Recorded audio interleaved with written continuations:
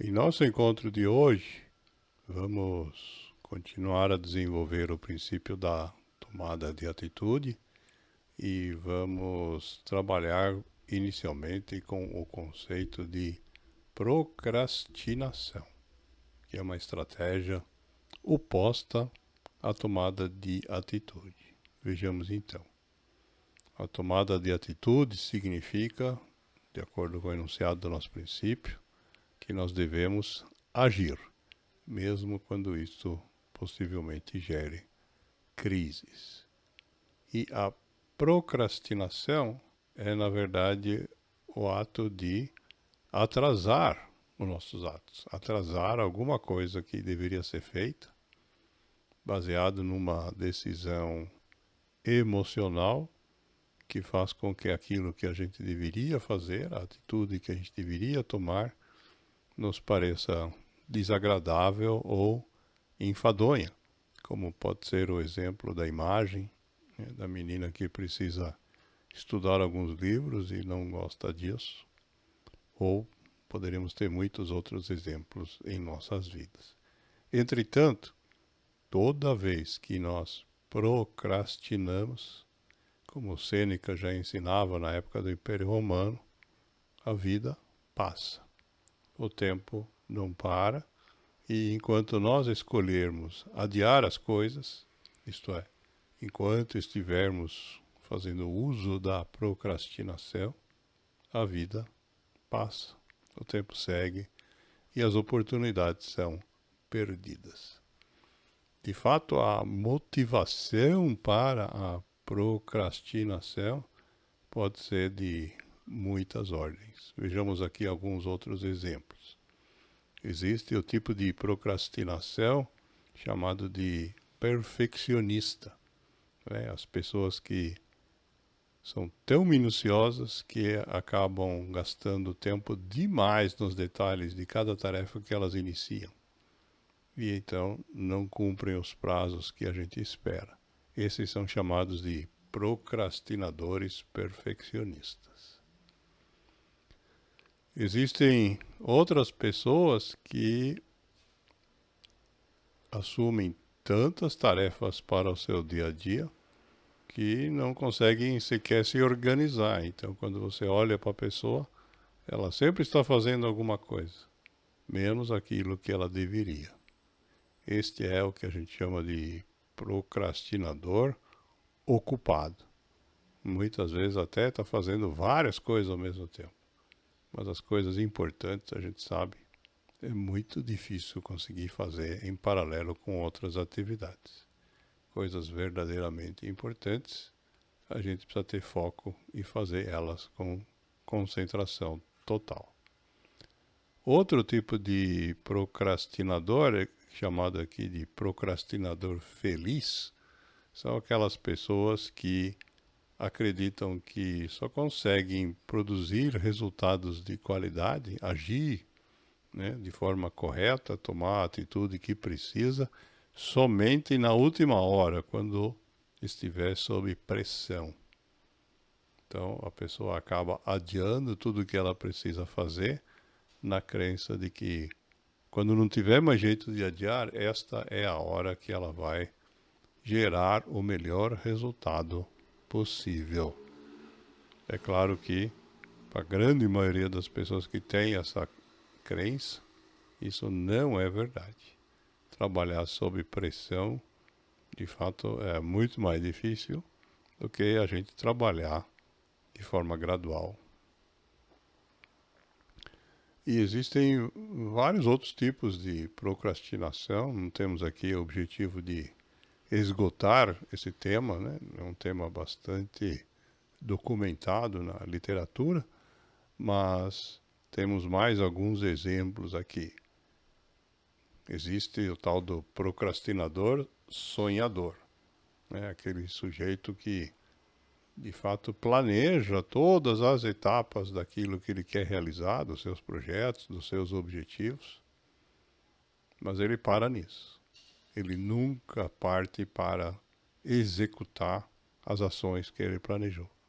Isto é, a tomada de atitude dele fica apenas num sonho. por isso chamado de sonhador.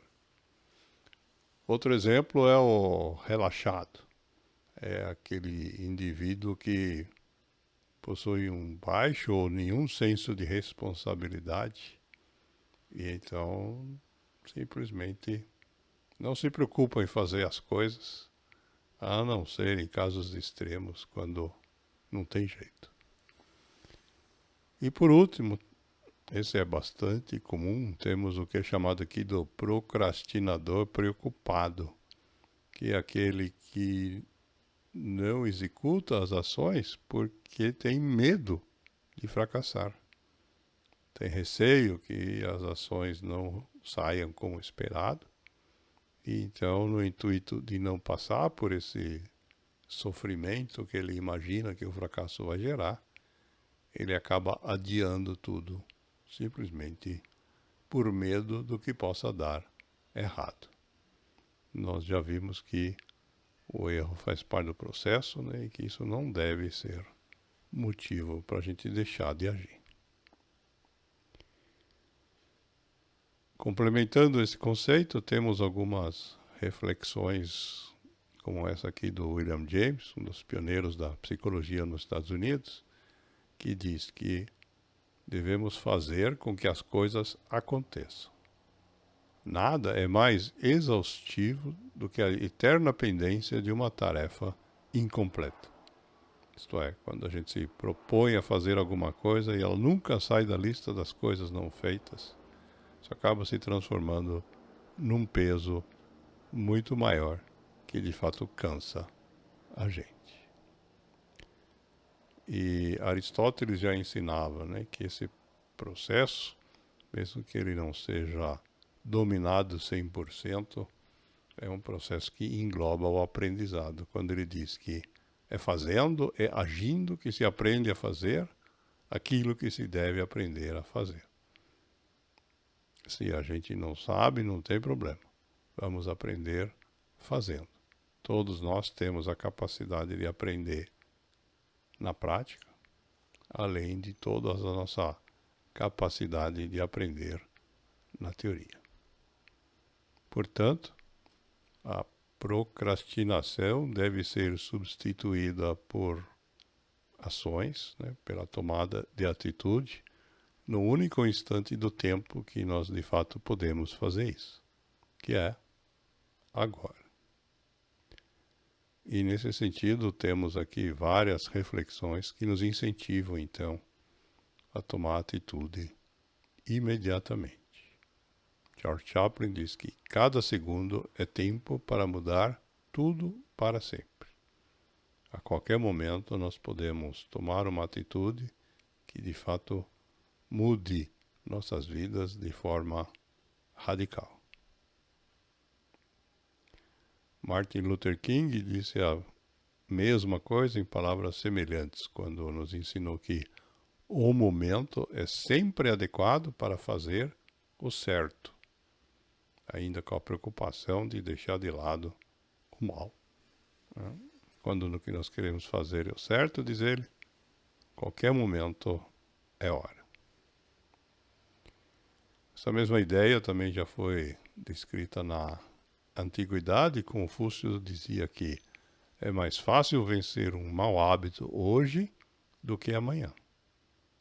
Então, ainda mais importante, né, para quem enfrenta maus hábitos, né, sejam vícios ou qualquer outra dificuldade do seu próprio comportamento, o trabalho de começar a combater esses hábitos que não trazem benefícios é ainda mais importante ser iniciado de imediato. Essa mesma ideia é descrita pelo padre Fábio de Mello, quando ele diz que devemos, nesse caso, virar a página. Dê um ponto final, diz ele, nas coisas que te fazem mal, e tenha pressa, porque nós não sabemos quanto tempo nos resta. Isto é, se tem coisas que nos fazem mal e a gente não as modificar rapidamente, corremos o risco de que essas coisas que nos fazem mal, de fato, nunca possamos corrigir, porque o nosso tempo acabará. E quando nós temos coisas que nos fazem mal, o nosso tempo geralmente acaba mais rápido ainda. Tony Robbins, coach americano, que já citamos várias vezes, diz que há vários estudos que têm demonstrado que as pessoas mais bem-sucedidas tomam decisões depressa. Isto é, a gente não procrastina nem na tomada de decisão. E diz ele, isso funciona assim não porque essas pessoas não tenham dúvidas a respeito dos seus valores, né? E também não pelo que desejam para as suas vidas, né? Então é importante para que a gente possa, de fato, ter uma tomada de atitude ágil, depressa, como o Tony Robbins diz, nós devemos olhar para os nossos valores, estudar, definir quais são os nossos valores, para que a gente não tenha dúvidas a respeito delas e daquilo que nós realmente desejamos para nossas vidas. Isto é, definir claramente os nossos objetivos. Daí fica fácil. Quando a gente tiver que tomar a decisão de fazer ou não fazer determinada ação, se ela está ou não alinhada com aquilo que nós desejamos. Outra frase de Aristóteles, né, filósofo grego da época clássica, da antiga Grécia, diz que tentar não significa conseguir, né? Essa reflexão está alinhada com a questão daqueles que têm medo de tomar atitude.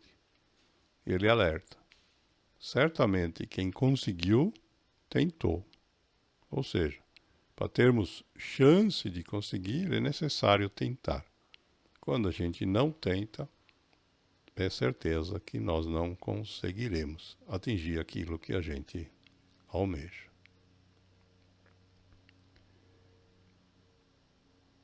E, finalmente, um alerta do Napoleon Hill, outro escritor americano que já citamos diversas vezes, que nos lembra que é sempre a nossa vez de fazer a próxima jogada.